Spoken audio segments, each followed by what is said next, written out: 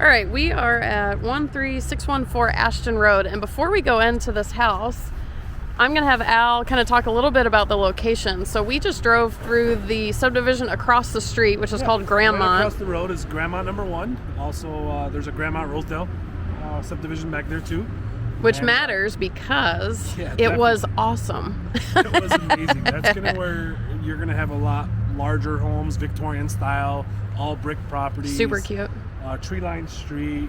It's got a mix of bungalows, ranches, mostly colonials, Tudors, but that area over there has properties that sell north of $200,000-300,000. And one of my favorite things you talked about over there was pride of ownership. Like, you can really see that people really take care of the yards. Yeah, it was very they have prideful. Their own neighborhood association that drives by, make sure nobody's leaving any garbage in the street, making sure all garbage bins are put back in the garage or wherever they store them.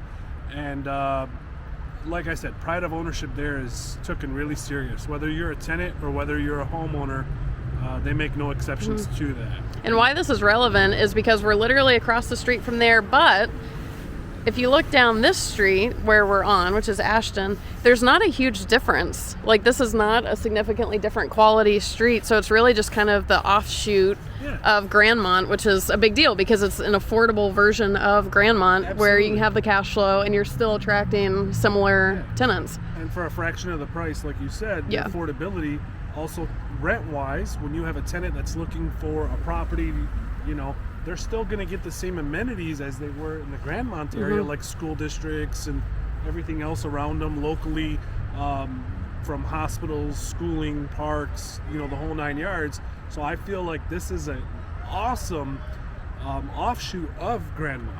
And you mentioned you used to be able to do a lot in Grandmont, so it's not like it's always been outpriced. Correct. It has grown that much, which is significant because anyone, if Grandmont's already grown and gone through its appreciation wave, guess where we are now? We're on the next wave. Like, we're on the next street. So that's something one of my favorites, where the owner occupants live, pride of ownership, and what's coming up in value. So again, we're at 13614 Ashton. I haven't seen it, so you guys are getting the tour just as I am. Ooh, it smells nice and new. Yeah.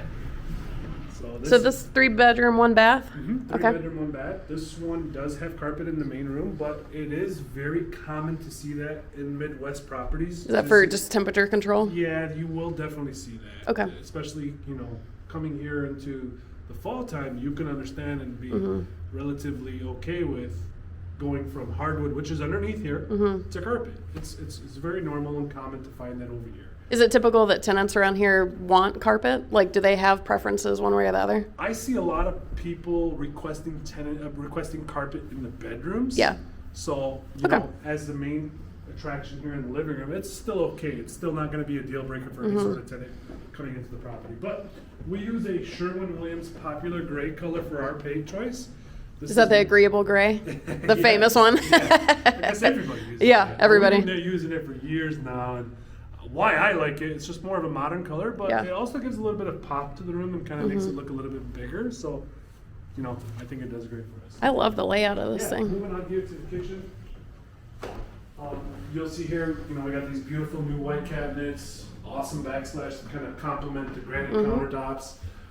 So these are granite? This is granite countertops. Stainless steel sink. I don't even put granite in my properties. Fancy. I like it. Yeah. And then do you guys provide fridges, or is it typical that tenants around here bring their own? I'm happy that question came up. I get this question all the time. So tenants lug around their own and take their own. Perfect. Why that's advantageous for people like you and I is I don't got to worry about taking a maintenance request. Exactly. My compressor's out or condenser's out or whatever. I don't got to deal with that. So I don't know why I pointed the camera at the stove spot for us. That is not the fridge spot. Do they bring their own stoves, or do you put that in? No, they bring their own. Really? So it's standard. Everyone brings all their own appliances. They lug their own stove around? Oh yeah, that's bring their own hilarious. So we don't got to deal with it. So like you said, less maintenance for the landlords. Yeah. And if you come across somebody that wants to have you supply, then we just put it.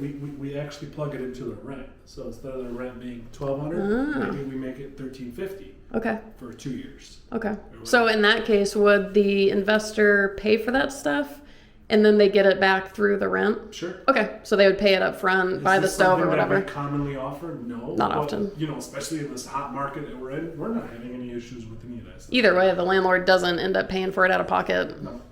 Ultimately. Cool. No. Let's keep going. Yep. Quick, we have 2 bedrooms on this first floor. Okay. And the bathroom to the right. Let's hit this bathroom really quick. Nice. You can see it kind of has its own little unique shower tile.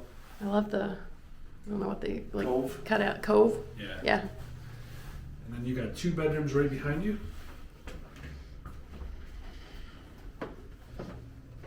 Cute. Closet to your right. And then I'll show you one of my favorite parts of the house. I like, this is a cute house. Yeah, it's got its own, you know, unique space too. 'Cause Mhm. you have your This is a dining great space, space. and it's an open layout concept. Yeah. I love that. And that's very hard to find in a bungalow structure. Oh, you're When right. you get in a bungalow structure, usually you're not going to see this open layout concept. Okay. You'll mostly see those in ranch properties. Okay. But like I said, my favorite part of the property is not even on the first floor. Oh boy, where are we going? Oh, So this is actually my favorite part of Oh. the house. So you get your own little bungalow suite. I Nice. wish it had its own bathroom, but like I said, this is perfectly doable for either mom and dad to have Mm-hmm. the room up here and have the 2 kids downstairs, or vice versa. yeah. You may have a teenage daughter that kind of needs her own Yeah. privacy now, and this is a perfect solidified area as well as bedroom to use. Perfect. But you can tell by the size of this, it's a pretty large space. Mm-hmm.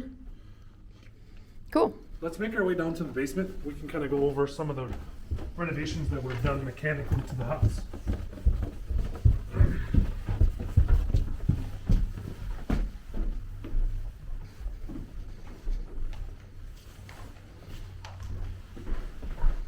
One thing we didn't talk about is the flooring. Oh yeah. So we left the carpet, now we're into the vinyl plank flooring. This is stuff that we use in the kitchen and bathrooms. I love this just for durability purposes itself, and it's aesthetically pleasing. It's very affordable. It looks like, if anyone on the video, it looks like it might be showing a little more brown. It's actually kind of a darker gray. It's like not. darker gray. It's not actually brown. Just in case. Yeah, maybe the lighting. Yeah, it's probably just the But lighting. I can try to scrape this, cut this. This is real durable stuff, and I don't got to worry about it tenant in, tenant out through tenant turns or anything like Exactly. that. It's easy to clean up. It's water resistant. Quick little swoop up. Perfect. You're good to go. Continuation of the vinyl plank on the stairs. And then now, flooring changes again. This is an epoxy oil-based paint that we use over here. Ooh, this is a great sized basement. Well, first thing I always do anytime I walk into a basement is I always take a big... And if you notice in this basement, there's no mildew. Super dry. There's no sense of mold. There's no you don't smell like sitting water. So Yep. I love that right in itself. So this tells you there's really good bones. There's really good structure in this home. This is kind of where your furnace and hot water tank will sit. Furnace and hot water tank will be brand new when they are installed. Okay. They get installed on the morning of the tenant move-in. Oh, so they leave don't them get in here. stolen. Just for whatever reason, God forbid, you might have somebody showing the property or whatever. I don't got to deal with somebody ever calling me and telling me the furnace and hot water tank are not Right. here. So we just store them in our office. Do the I assume you don't replace all of them. How much life do they need to have? What's the line for when you put a brand new one in versus leave? What's Good there? question. I would say 90% of the time we are putting new ones. Brand new. Yeah. It'd have to be pretty new and Yeah, they'd have nice. to be exactly. And then for the investor, from an inspection perspective, if they close, like while the tenant's lined up, how can they ensure that they're getting the brand new thing that is promised? Absolutely. I do offer them like any sort of photos of the furnace and hot water Okay. tank that will be installed at the office, and I'll show them, hey, this is the brand new one. I'll Perfect. give them the serial number, whatever they're looking for, and they can look it up. Let's say it's a MF Goodman furnace. They can go to their site, plug in the serial number, you can see Cool. all that good Just stuff. offer the verification. Yeah, now if you point the camera up, you'll notice here we have what's called PEX plumbing. That's a good thing. Yeah, and maybe for the viewers that don't know what PEX is, It's a very affordable plumbing material that is used here in the Midwest. But my favorite part of it is its elasticity. So if you need some more time winterizing the property or forget to winterize it, what this plumbing PEX does is it kind of contracts and expands with the weather. Perfect. So I love it for that purpose just in itself. If you walk over here with me, Ellie, you'll also see you got a brand new electrical panel here also installed. All electrical is updated throughout the house. Our properties that are turnkey do come with what I said, a certificate of occupancy that the buyer will need to complete after the purchase. Okay. But everything will be set up for them prior to the purchase. So we do our own certifications, we get our own city inspections, everything's all set up. But when they do take ownership, they just got to call the city, let them know they're the new owner. The city will come out, do their inspection. It's pretty much repeating what we've done prior to them taking ownership. And then they'll be awarded the same thing that we were, which is if anything were to come up on that inspection, do you guys fix it or? On the third party, we do. Okay. So that's a discussion that we have with the buyer. We do a Zoom call. Yeah. We share the report. We go over each item on the report. Oh, we cool. You do a Zoom call about it? Oh, did you guys hear that? Wow. If I could get every provider to do that. Yeah, we do a Zoom call. We talk about every item that's listed on the inspection report. Sometimes it's just a discussion, and sometimes it's a repair. What's this for? That's an old siren that was part of the alarm system that was inside the property. Oh, funny. So this is probably I love it. something that was put in maybe in the 50s. That's cool. Yeah. And then is this washer and dryer That's area over here? To your left, actually. Oh, here. Yeah, that's your laundry tub, Perfect. dryer vent. Cool. Got your 220 line and your gas line. So both of them are set up there. Because I get that question a lot. Well, Al, what if my tenant brings a stove that's electric? Well, there's a 220 line actually already set up for them upstairs. And if it's a gas line, there's also Either a gas one. line. Yeah. Perfect. Yeah, so it's all set up for I them. love it. Cool. All right. Let's see. Is there, oh, roof wise? Yeah, this actually does have to be roofed itself. New roof? Okay. Perfect.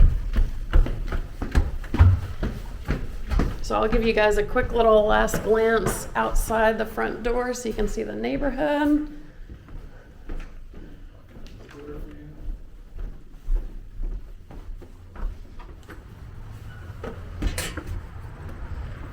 You got the little, it's not really a mud room, but kind of a little area for it. So a nice little porch. Another thing we did, Allie, is we did replace the driveway too. This is a new driveway. Oh, the driveway? Oh, okay, so there is the driveway here, you just can't see it. We're right in the middle of fall. Oh, right here. Oh, nice. Yeah, you got your own backyard. Oh, look, I was saying the tour was done. Nice door to come out here. It's got these are new windows over here to your left. Oh. Windows. Wow, you guys did the whole gamut on this thing. Yeah, it's got the whole line. Oh, nice.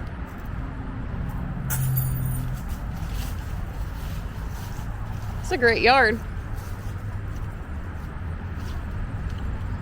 And you said we're in We're in the west side part of the west side of Detroit. Okay. All right. Thank you. No problem.